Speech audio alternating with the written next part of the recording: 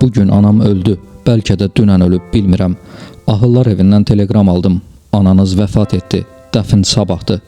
Baş açmaq olmur, bəlkə də elə dünən ölüb. Albert Camus'un Yad romanı məhz bu soyuq, laqeyd cümlələrlə başlayır və oxucunu dərhal qəhrəman Mersonun iç dünyasına atır. Bu sadəcə romanın açarı deyil, bütün əsərin psixoloji damarını açan bir girişdir. Merso heç vaxt emosional reaksiya vermir, heç bir nə üçün sualı qoymur. O, həyatı olduğu kimi qəbul edir. Təsadüfi, mənasız, amma dürüst. Camus bu əsərdə absurdizm fəlsəfəsinin ən təmiz nümunəsini yaradır. İnsan kainatın susqunluğu qarşısında nə hiss etməlidir? Cavab sadədir, heç nə. Amma bu heç nənin içində dərin bir azadlıq gizlənir. Mersonun xarakteri ilk baxışda sadə görünür. Əlcəzairdə yaşayan adi bir ofis işçisi, heç bir ambisiyası olmayan adam. Lakin onun daxili dünyası qat-qat mürəkkəbdir. O, emosiyaları oynamır. Anasının dəfni zamanı ağlamır. Çünki ağlamaq ona yalan kimi gəlir. Sevgilisi Maria ilə münasibətində də eyni soyuqluq var. Səni sevirəm sualına cavabında bəlkə deyir. Amma bu cavabda heç bir yalan yoxdur. Merso duyğularını filtrləmir. O, onları olduğu kimi yaşayır. Dənizdə üzmək, siqaret çəkmək, günəşin isti şüalarını dərisində hiss etmək. Psixoloji baxımdan bu, emosiyalardan uzaqlaşma və yalnız bədəni hiss etmə vəziyyətidir. Lakin Camus bunu xəstəlik və ya psixoloji problem kimi təqdim etmir. Əksinə, bu, həqiqətən dürüst və səmimi varoluş formasıdır. Merso keçmişə yapışmır, gələcəyi planlaşdırmır. O, anın içində yaşayır, tamamilə indiki zamanda. Bu, müasir psixologiyada mindfulness adlanan şeyin ironik, amma radikal versiyasıdır. Yalnız indiki anı qəbul etmək, amma heç bir məna axtarmadan. Əsərin mərkəzi hadisəsi, ərəbi öldürməsi Mersonun daxili dünyasını ən aydın şəkildə açır. Merso ərəbi niyə öldürür? Bu sual Yad romanının ən çox müzakirə olunan və ən çox yanlış başa düşülən məqamlarından biridir. Çünki Camus burada klassik motiv anlayışını tamamilə dağıdır. Cinayət premeditasiya olunmayıb, qisas deyil, nifrət deyil, hətta qorxu da deyil. Bu, sadəcə fiziki sensasiyaların qəfil partlayışıdır və məhz buna görə də əsərin ən güclü absurd nümunəsidir.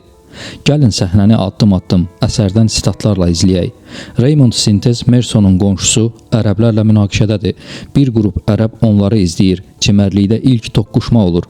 Raymond bıçaqlanır, amma yüngül yaralanır. Dostlar evə qayıdırlar. Merso isə tək qalır. Çimərliyə qayıdır. Günəş zirvədədir. Hava qızmar, dəniz parıldayır, qum isti. Merso özü belə təsvir edir. Günəş məni qamaşdırırdı, alnımdan tər axırdı, gözlərim yanırdı. Hər addımda qum ayaqlarımı yandırırdı. Bıçağın iti ucu günəşdə parıldayırdı. Bu parıltı mənim gözlərimə saplandı. Sanki uzun, qızmar bıçaq idi. O irəli gedir, ərəbin qarşısında dayanır. Ərəb bıçağı çıxarır, amma hücum etmir, sadəcə dayanır. Merso isə dayanmır. O, günəşin zərbəsini hiss edir. Bu, romanda dəfələrlə təkrarlanan hissədir. Sonra 5 dəfə atəş açır. Birinci güllədən sonra dayanır. Amma sonra 4 güllə daha atır. Niyə? Çünki o an onun üçün günəşin parıltısı dayanmır. O, fiziki narahatlığı dayandırmaq istəyir. Psixoloji baxımdan bu, klassik sensor overloaddur. Mersonun daxili dünyasında emosiyalar yox, sensasiyalar hökm sürür. O, hissləri filtrləmir. Günəş gözlərini qamaşdırır, beyin təhlükə siqnalı verir, bədən reaksiya verir. Bu, premeditasiya deyil, refleksdir. Məhkəmədə prokuror onu qəddar adlandıranda Merso sakitcə cavab verir. Günəş mənim gözlərimi qamaşdırırdı. Hakimlər bunu gülünc hesab edir. Çünki onlar səbəb axtarırlar. Qisas, paxıllıq, irqçilik, psixopatiya. Merso isə heç bir səbəb vermir. O sadəcə olanı deyir. Camus məhz bunu demək istəyir. Həyatda böyük niyələr yoxdur. Biz hər hadisəyə məna yüklüyürük. O məni sevmirdi, o məni qısqanırdı, o psixopata bənzəyir. Amma reallıq çox vaxt sadəcə fiziki, təsadüfi və mənasızdır. Ərəbin ölümü Merso üçün şəxsi deyil. O, hətta adamın adını belə bilmir. Bu absurdun zirvəsidir. Bir insan başqa bir insanı öldürür və bunun səbəbi günəşdir. Maraqlı məqam romanın fransızca orijinalında Merso arabe sözünü işlədir, amma heç vaxt nifrət hissi ifadə etmir. Ərəb sadəcə başqasıdır, yaddır. Camus Əlcəzair müstəmləkəçiliyini fon kimi istifadə edir, amma hekayəni irqçiliyə çevirmir. Əksinə, o göstərir ki, cəmiyyət hər şeyi siyasi və ya emosional çərçivəyə salmağa çalışır. Məhkəmədə əsas ittiham belə səslənir. O, anasını belə sevmirdi, indi də bu adamı öldürdü. Cinayətin özü ikinci planda qalır. Müasir dünyada da bu səhnə daha da aktualdır. Təsəvvür edin, isti yay günü, stres, yuxusuzluq, telefonun daimi zəngləri, sosial medianın parıltısı. Birdən bir insan partlayır. Psixoloqlar buna acute stress reaction deyirlər. Amma Camus bunu 80 il əvvəl demişdi.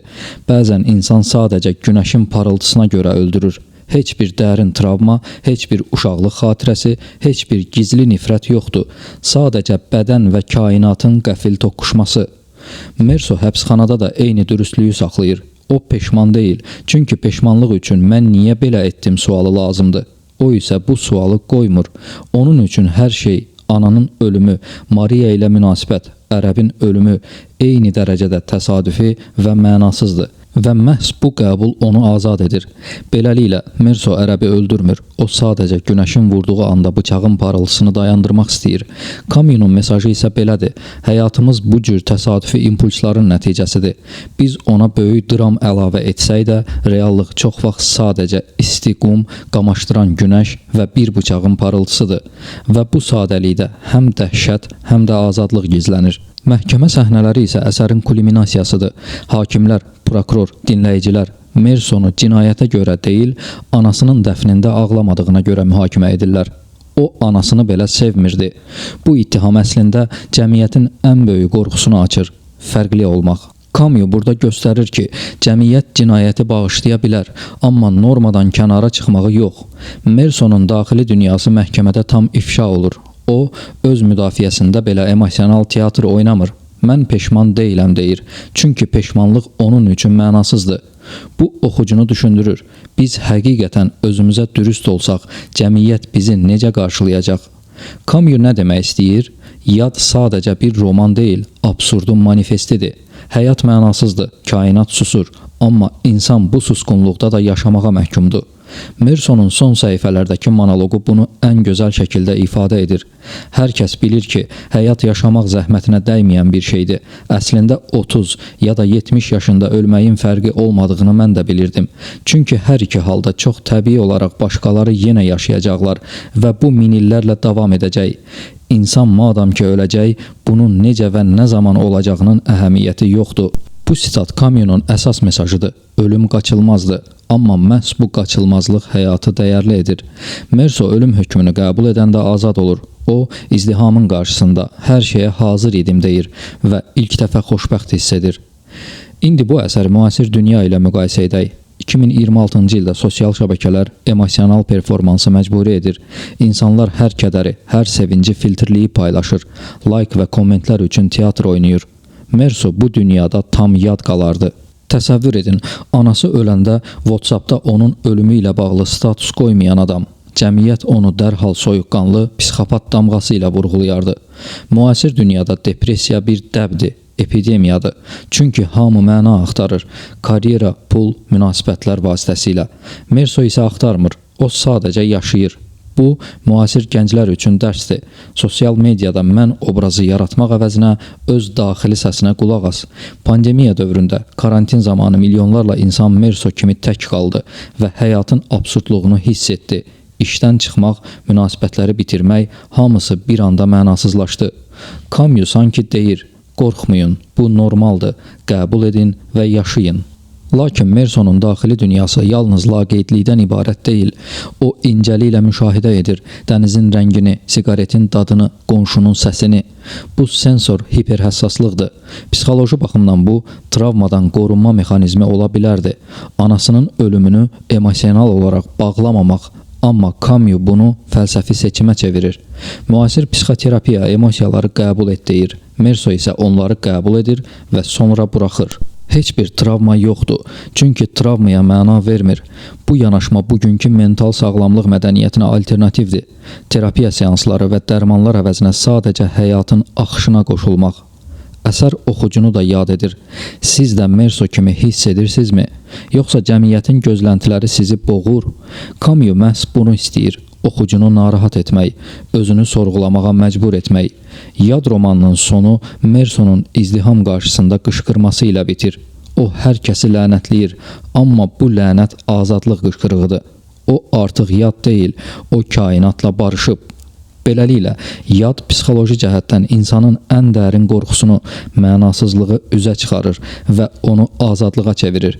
Müasir dünyada süni intellektin, virtual reallığın və daimi əlaqənin hökm sürdüyü vaxtda Mersonun dürüstlüyü daha da aktualdır. Camus deyir, həyat mənasızdır, amma məhz buna görə də dəyərlidir. Yaşayın, hiss edin, qəbul edin, çünki başqa seçim yoxdur və bu qəbulda əsl xoşbəxtlik gizlidir. Bugün biz də sosial şəbəkələrdə, iş yerlərimizdə və ya həyatın bütün hissələrində maska taxırıq. Hətta yas mərasimlərində belə emosional teatr oynayırıq.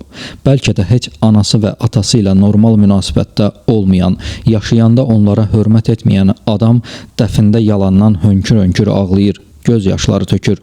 Hamı da bilir ki, bu yalandır. Amma susur. Merso isə susmur və yalan danışmır. Məhz buna görə də o hələ də bizim üçün yad olaraq qalır və məhz buna görə də bu qədər vacibdir. Sona qədər izlədiyiniz üçün təşəkkürlər.